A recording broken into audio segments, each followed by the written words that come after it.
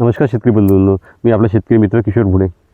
तर सस्टेनेबल जे फार्मिंगचं आता चालू आहे, तर आपण त्याच्याबद्दल आज सेंद्रिय कर्बाबद्दलच बोलणार आहे. तर मला तुम्हाला दाखवायचं होतं. हे बघा, सेंद्रिय कर्ब जमिनीत इतकं मिक्स राहिलं तर हे बघा जमिनीची संरचना दुरुस्त होते. हे बघा असा भुसभुशीतपणा जो तयार होतो तर हा याच्यामुळेच होतो, कारण हे कंटिन्यू इथे खाद्य मिळत राहते आणि कंटिन्यू इथे जीवाणू वाढत राहते, जीवाची पिढ्या तयार होतात, कंटिन्यूशनमध्ये काम चालू राहते. तर आपल्या शेतात हेच हवं. तर शाश्वततेकडे जे वाटचाल चालू आहे आपली सेंद्रिय शेतीतून, तर हे महत्त्वाचं आहे. हे बघा इथलं जर हे बघा हे काय होते, हवा पाणी आणि माती याचा जो मेळ म्हणतो आपण तो हा आहे. तर कंटिन्यू असं सेंद्रिय कर्ब इथे हे बघा भुसभुशीतपणा जो आलेला आहे, हे बघा इथे जर हा बघा हा पार्ट जो येतो, हा असा जो येतो, हा भुसभुशीतपणा जो येतो, तर हा सेंद्रिय कर्ब माती हवा आणि पाणी याचा कंटिन्यू असा मेल राहतो. तर त्याच्यामुळे संयुगे तयार होतात असे. तर जमीनची जी क्रीम तयार होते, भुसभुशीतपणा जो येतो, हा असा भुसभुशीतपणा हा त्याच्यामुळे तयार होतो. तर असं जे जमिनीचं खाद्य आहे ते कंटिन्यू जमिनीला मिळत गेलेलं पाहिजे. तर याची पर्यायी व्यवस्था आपण जर केली तर कुठंच जायचं काही काम नाही. आज जे लोक रासायनिक खताच्या याच्यावर जे ओरड करतात तर काही जरूरत नाही आहे. तुम्ही काय करता, आपल्या इथल्या डब्बीची गाडी लावून पेटवून टाकता आणि बाहेरून विकत आणता. असं नाही मित्रांनो. तुम्ही स्वावलंबी जर व्हायचं आहे या गोष्टीत, कंटिन्युएशनमध्ये जर काही करायचं आहे, तर हे सेंद्रिय पदार्थ इथे जागेच्या कुजवणं खूप जरुरी आहे.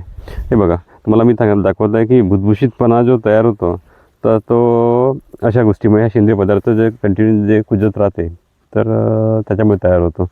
तर आपण या गोष्टीकडे आधीपासूनच लक्ष दिलेलं आहे.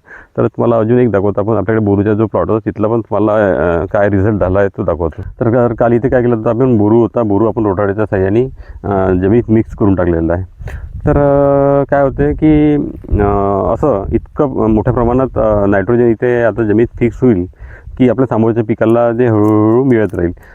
आता इथे काय करणार, 2 दिवसांनी हा थोडासा वाढला, कडक झाला की आपण काय करणार की रोटावेटरच्या साह्याने अजून डबल मारून त्याला बेड फाडून घेणार आहे आपण. तर आणि मग इथे कॉटन घेणार आहे. तर ह्याच्यामुळे काय झालं की आपल्या समोरच्या पिकाला कॉटन जरी घेतली आपण तरी इथे आपल्याला नायट्रोजन भरून द्यायचं काही काम पडणार नाही आपल्याला. तर काय होईल मित्रांनो, आपण जी शाश्वतीकडे जे वाटचाल चालू आहे आपली, तर अशा कंटिन्युएशन या गोष्टी आपल्याला फ्लो मिळत गेलेला पाहिजे. इथे काय होईल, इथे सेंद्रिय पदार्थ कंटिन्यू कुजत जर राहिला तर म्हणजे जसं ठोस पदार्थ कंटिन्यू जर कुजत राहिला तर काय होते की जीवाणूच्या भरपूर पिढ्या तयार होत जाते, मरत जाते आणि तिथून नवीन नवीन संयुगी तयार होत जाते. तर याच्यातूनच आपल्याला काय होईल का, याच्यातूनच तुमचं जिब्रेलिस तयार होते, तुमचं ह्युमस मोठ्या प्रमाणात तयार होते. तर सेंद्रिय कर्ब जो म्हणतो आपण तो हा या अशा गोष्टींनी वाढत राहतो. तर आपण कंटिन्यू असंच काम करत गेलो आहे की सेंद्रिय पदार्थ जागच्या जागी जिरवण्यावर काम केलं आहे. तर आता काही संकल्पना असं दिसल्या मला की बायोचार वगैरे, की बाहेर जाळायचं आणि मग तिथून आपल्या शेतात आणून टाकायचं. तसं काम आपण करायचं नाही. आपण इथल्या इथेच आपण ह्या तयार करत राहतो. तर याचे पण चांगले रिझल्ट आहे आपल्याला. म्हणजे कंटिन्युएशन असंच झालं पाहिजे की प्रत्येक गोष्ट सेंद्रिय पदार्थ इथेच कुजत राहिला पाहिजे आणि नवीन पिढ्या तयार होत गेल्या पाहिजे इथे. तर त्यांनी जमीन आपली पैलवान बनते.